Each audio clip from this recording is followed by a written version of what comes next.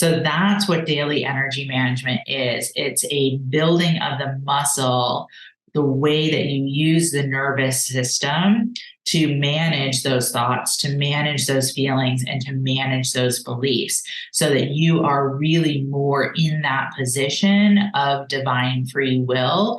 Hey guys, welcome to episode number 220 of the Game On Girlfriend podcast. Today, I got to sit down with Heather Dominick, which I have to be completely honest about. I was really looking forward to today's conversation, and it did not disappoint. Heather Dominick is a highly sensitive entrepreneur, and she is a trainer, leader, and mentor in this space where she teaches other highly sensitive humans how to be highly successful.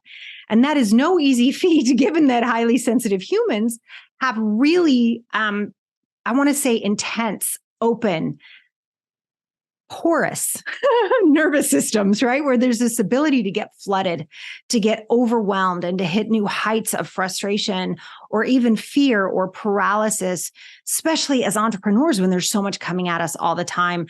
And then we look at what's happening on a global level. So much change, so much intensity, collapse of faith in institutions, social change. It's enough to send highly sensitive humans running for the hills. And I have to be honest, as I've talked about 2022 and how hard that was for me as a year personally, I think that a lot of that was a play for me. And in studying Heather's work and learning more about what it is to be highly sensitive and what this means, it's been really supportive in my journey. And I have a feeling if you've been having those moments of overwhelm lately, if you've been feeling burnt out, this might be a really helpful conversation for you to tap into.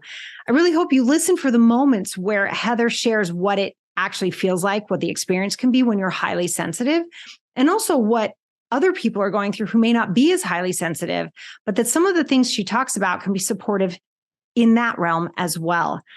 If you have further questions, I want you to check down below and take her assessment about what it is to be highly sensitive and how highly sensitive you might be. Yours truly rated super uber. That's the highest you can get. So that kimono's open. But go ahead and take that assessment after you listen to this episode. I think you'll really enjoy it. So without further ado, pop in those earphones and let's get to it. Welcome to the Game On Girlfriend podcast. I'm trying not to jump out of my seat. I'm so excited to have you here today. Thank you so much. I am just as excited, and I am just already knowing and feeling we're going to have such an amazing conversation. I bet on it. I'd trust your intuition, Heather. You're someone, you tell me something from your intuition, I'll be like, okay, we're good. All right. Appreciate that. I have just fallen in love with your work recently. I'm so inspired by what you're doing. It's personally affected me. And it just hit at the most perfect time in my life and my personal side. And it's already affecting my business. I think what you do is so important. But Amazing. Before I tell everyone all the things, Heather, you have to tell us, out of all the things on this planet, out of all the different avenues you could have taken, why is this what you do? Yes. Oh my gosh. So I do what I do, which is mentoring, teaching, and training for highly sensitive entrepreneurs and leaders. First and foremost, because I am also one. I am a highly sensitive entrepreneur. I am a highly sensitive leader, and I have gone through many cycles, many hurdles, through many trials and tribulations to really be able to say confidently that I know what it takes and what is needed for a person who is highly sensitive to be able to create self-employment and leadership success without it coming at a personal crisis cost. And I am committed to supporting as many others and being able to experience exactly that. That, what you just said, without personal crisis, it's I have felt and watched, and I read in your book, and we'll make sure to put a link to your book, Different, in the show notes, guys. Make sure you check that out. But Heather, where you really talk about the revolution that's happening since 2021, all of the need, like the massive, it's almost like this call for highly sensitive leaders to step out and break through. We've seen so much loss of faith in institution, but it's almost like it's provided this breakthrough moment for these highly sensitive leaders to come through. And I've been hearing so much from my own clients and students over the last year, this personal crisis piece, this feeling of like, I cannot do anymore. I mean, is that really like the highly sensitive humans call? Like, is that how you know you're in that realm? How does somebody start to figure out, like, I'm feeling completely tapped out? Does this mean I'm highly sensitive? Like, what is happening? Yeah, wow. I so appreciate that question. I would say yes and no. So to speak to the no part first, is my sense is we are all having the experience of being tapped out. These last years have been so massively challenging. And for so many, there has been a lack of awareness around how to manage the challenge. So it's almost as if the challenge just keeps compounding and people just keep trying to deny that they're experiencing, whether it's a sense of just anxiety or loss or, even trauma. And through that denial, it's like, again, it just goes further and further and further and starts to become and feel less and less manageable. I think, again, that's happening to some degree for all of us. For those of us who are highly sensitive, basically, in a nutshell, what it means to be a highly sensitive person is that your nervous system is wired to take in stimulation at a much higher degree than someone who's not highly sensitive. That stimulation could be sight, it can be sound, it can be smells, it can be touch, it can be feeling, energy, emotion, information. So everything that I just described regarding that sense of challenge, a highly sensitive is feeling it that much more deeply. For those of us who are highly sensitive entrepreneurs and leaders, we're going to take that feeling of deep sense of challenge, and rather than running from it or getting flooded and overwhelmed, we're going to rise to meet it. And specifically using the key strengths that we possess as highly sensitives to play our part in supporting others and being able to meet the challenge as well. It's amazing. And as we're talking about meeting the challenge, right? So there's the large challenge, there's our personal challenges. If someone's listening and they're like, what does that mean to meet the challenge? What does that look like on the daily? Like, what am I actually going to be participating in as an entrepreneur, as a leader, as someone who's feeling things so intensely?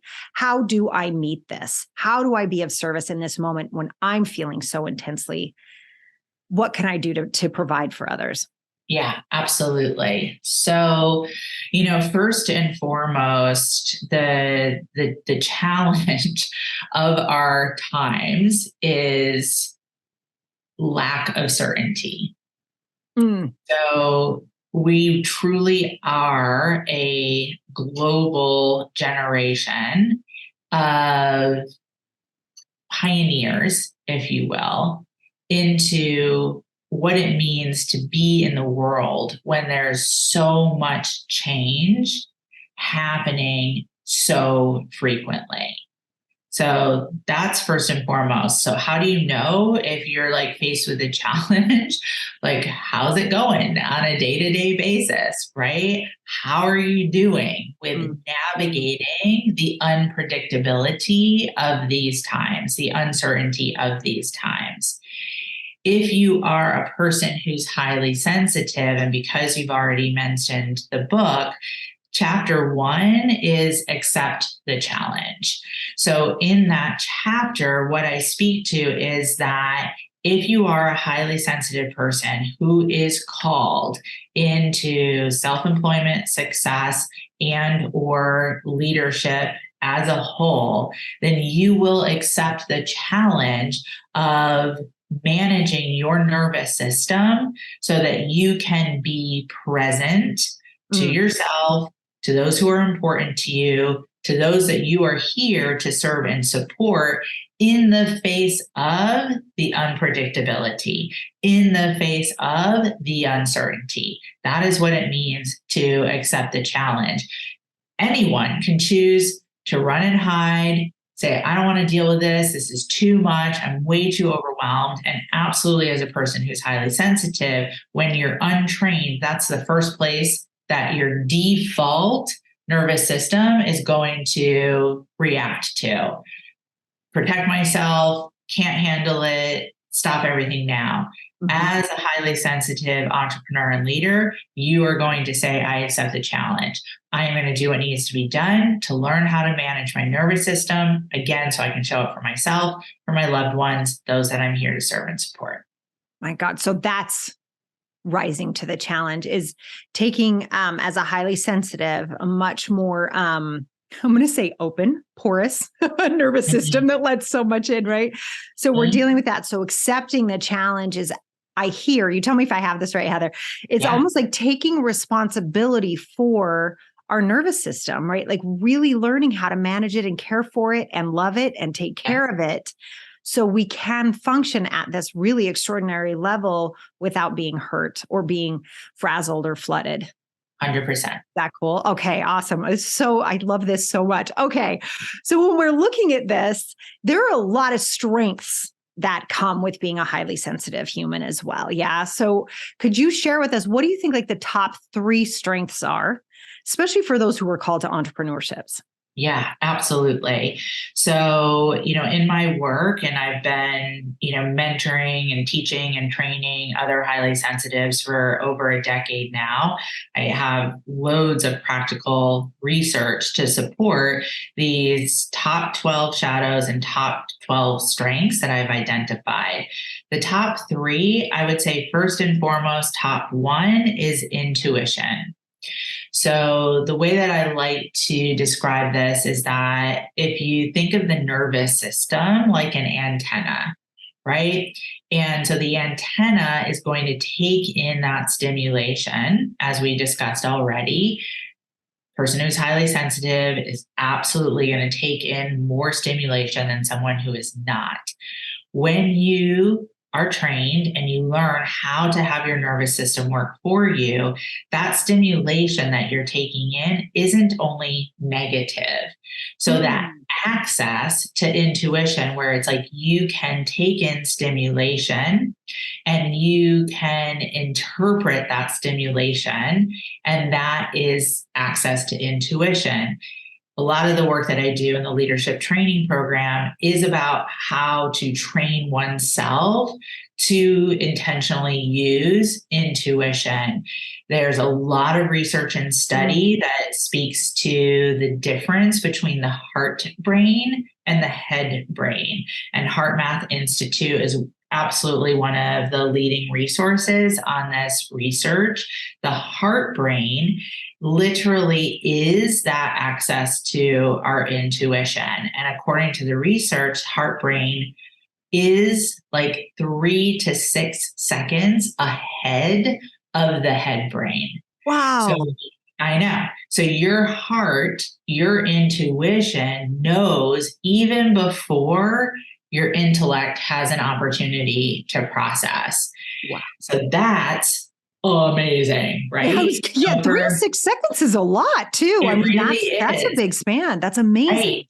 Right. So when you learn how to really have that literal muscle working for you, you're going to have access to intuition. It's going to really support you in being able to make decisions quickly. It's really going to support you in understanding what those that you serve need, whether in a selling conversation or in an actual like service exchange, whether that's coaching or healing practice, and definitely in regards to leadership, right? Like with a team, with a mission, etc. So intuition, top, top, top. Second, following intuition is empathy.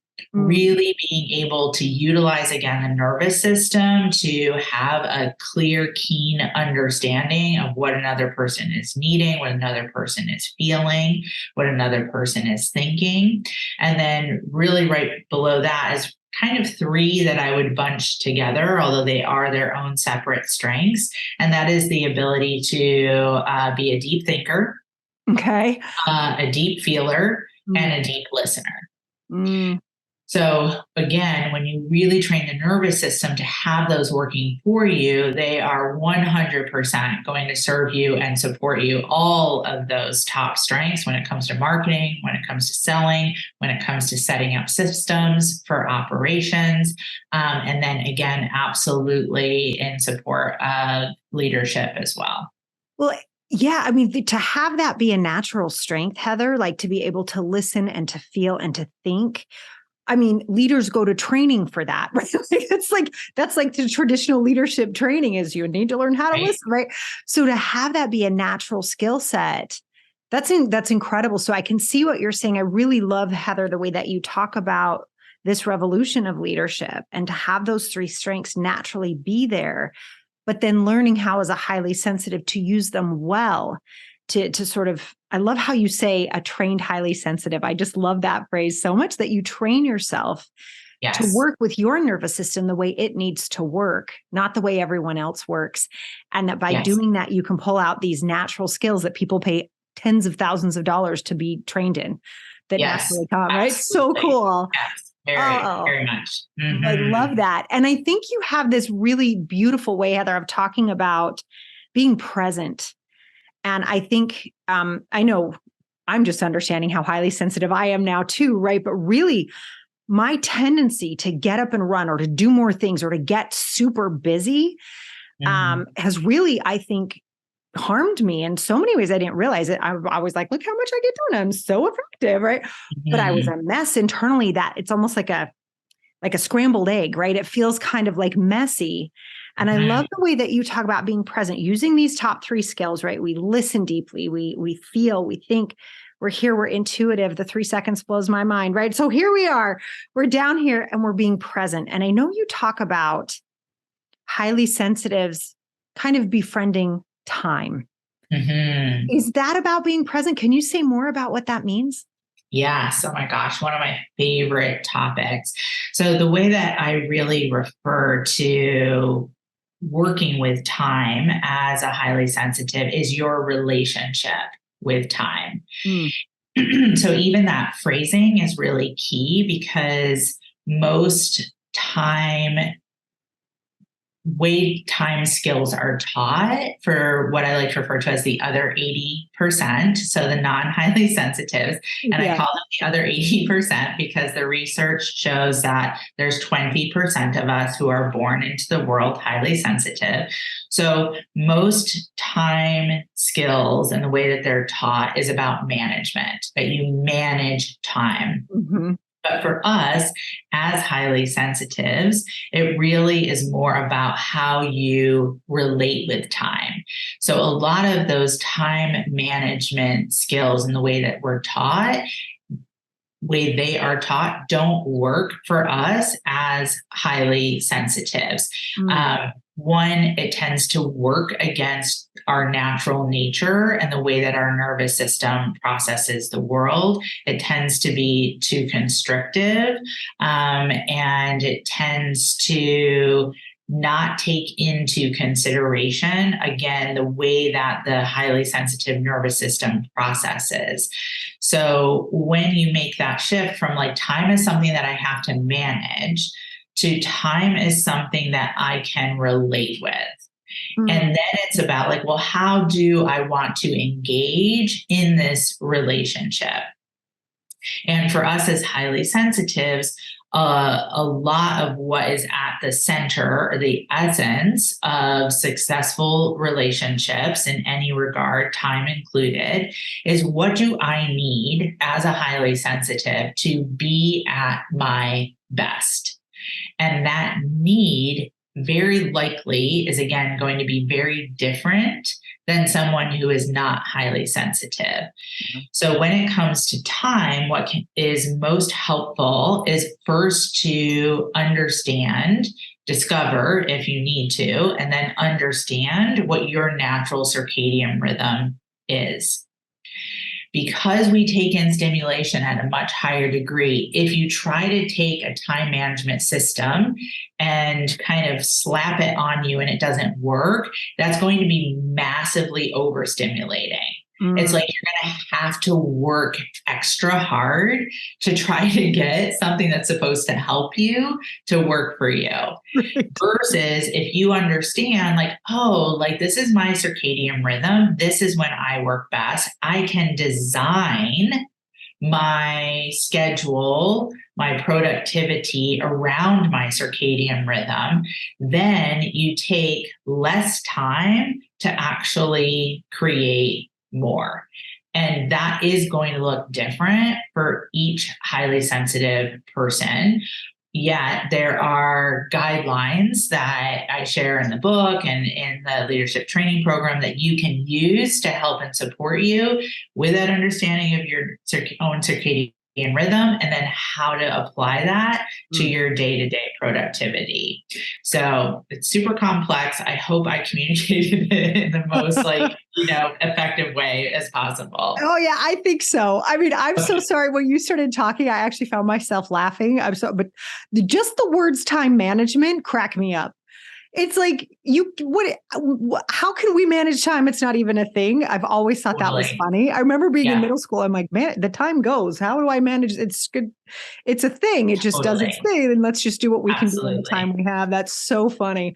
I'd forgotten that until you were speaking, but I do think it's clear that like each of us, it's almost like we can give ourselves permission to relate to time. And I've always said, I consider time an emotion, right? Time flies when you're having like this glorious, it's an emotional relationship to time, right? And then when you're doing something really challenging and hard, that is not fun. And that emotional experience seems very long, even though it's the same amount of time, right? And so I love that you're saying, take the time to figure out your own rhythms and work inside of that instead of trying to force it into something it's not.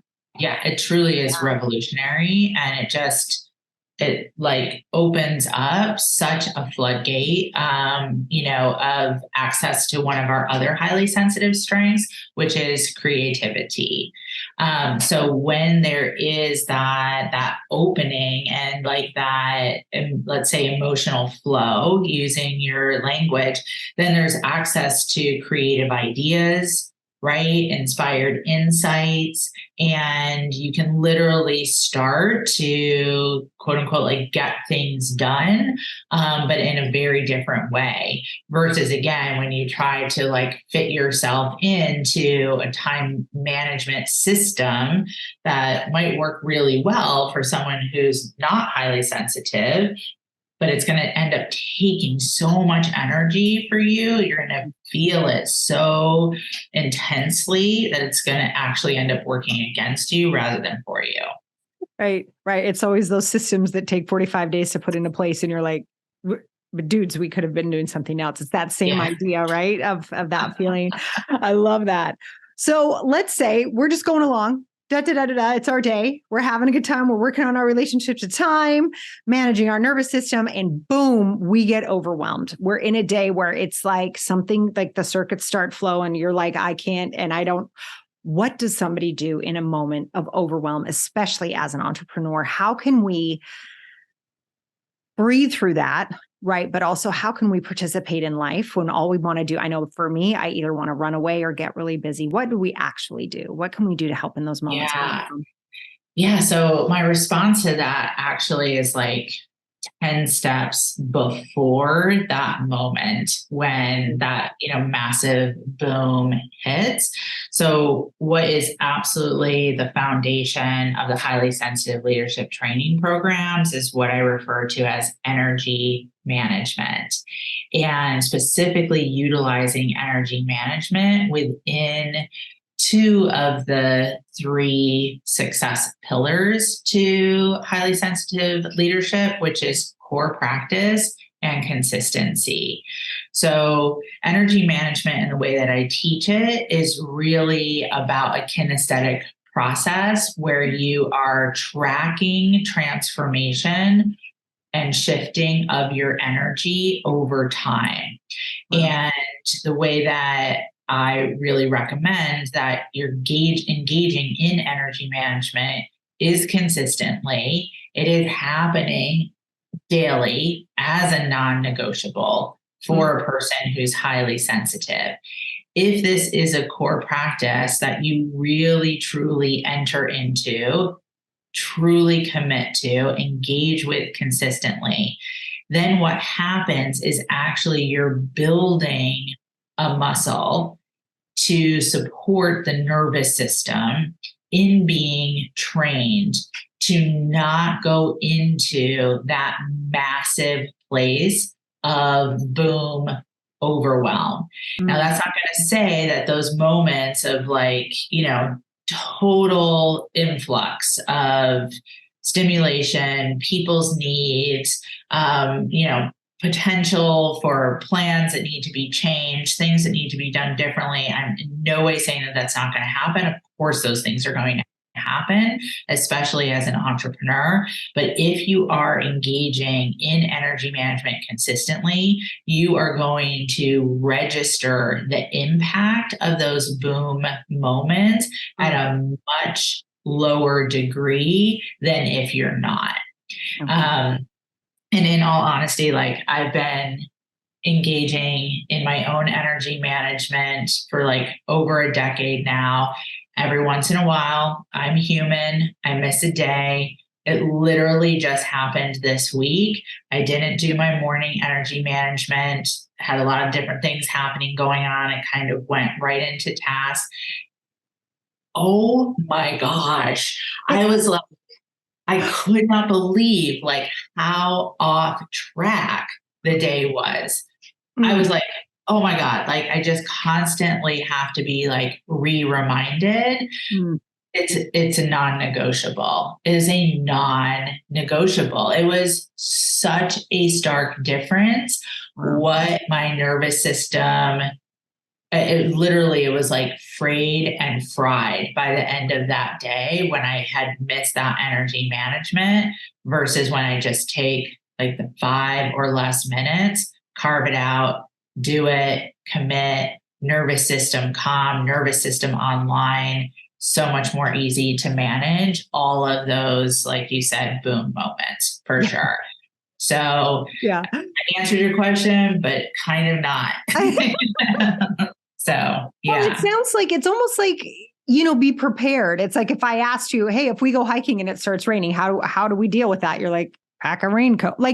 You got to be prepared for the moment that can happen because the moment could happen at any time. And so it's being prepared. And I love what you say about consistency. I'm such a big fan of, I think as humans, God, I love how you shared, we're all just so human, right? But it's like we think the little things we do every day don't matter, and they're actually the only things that matter, right? The big booming steps we take once in a while have almost zero impact compared to the small things we're doing every single day. We just don't see the results right away, so we think it's no big deal.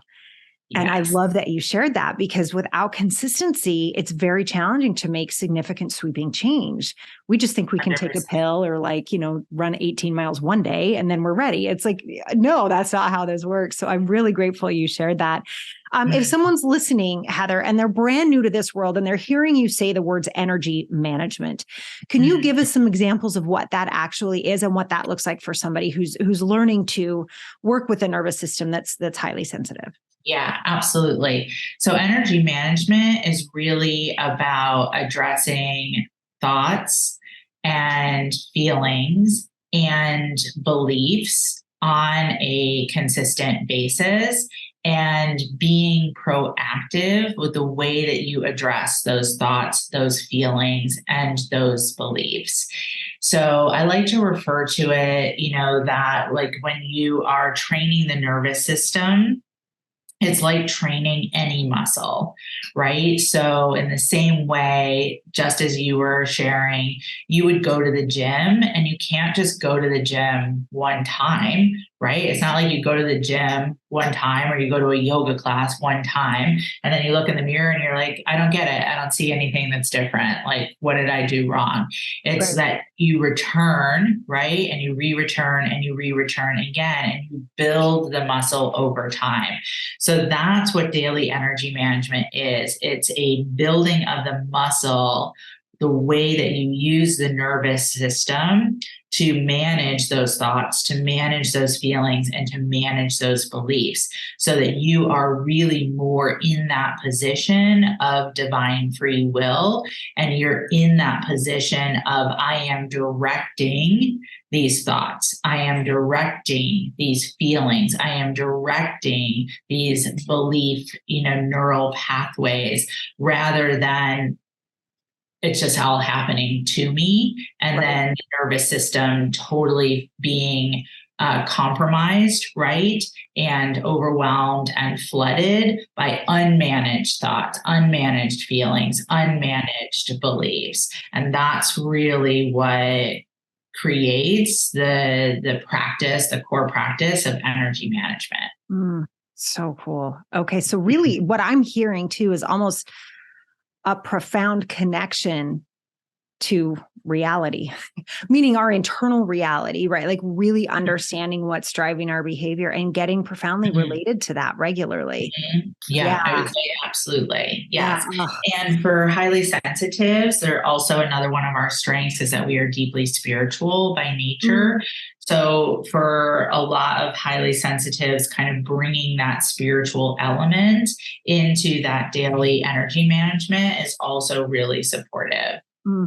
Very good. That's so cool. Well, Heather, I know you have an assessment that people could take. Could you share a little bit about it? Yeah, for sure. So, my work is really an expansion of Dr. Elaine Aron and her work. And I always want to credit the original research that really came out of the 1990s and helped all of us even have the understanding that there is something such as a highly sensitive person.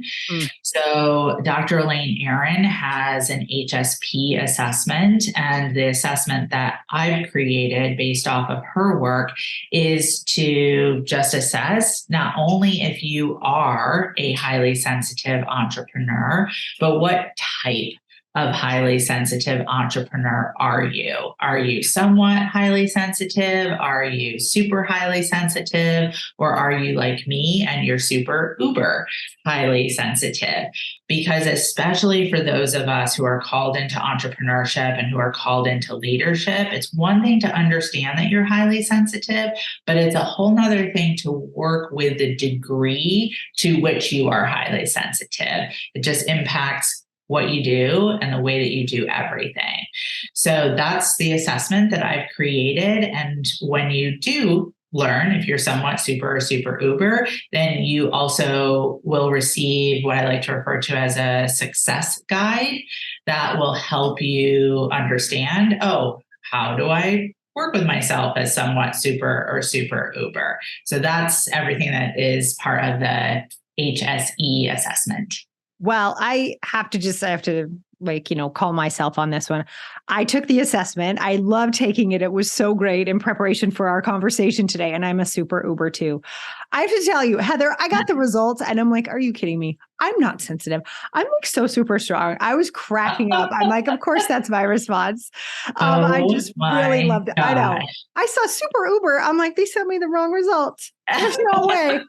Come on. And then I read through it. I'm like, oh my God, this is so me. So that's why it's so helpful. Exactly. So helpful. Right. It gives you this whole new lens to look through and to begin to support yourself and being able to just more easily do what you feel called to do.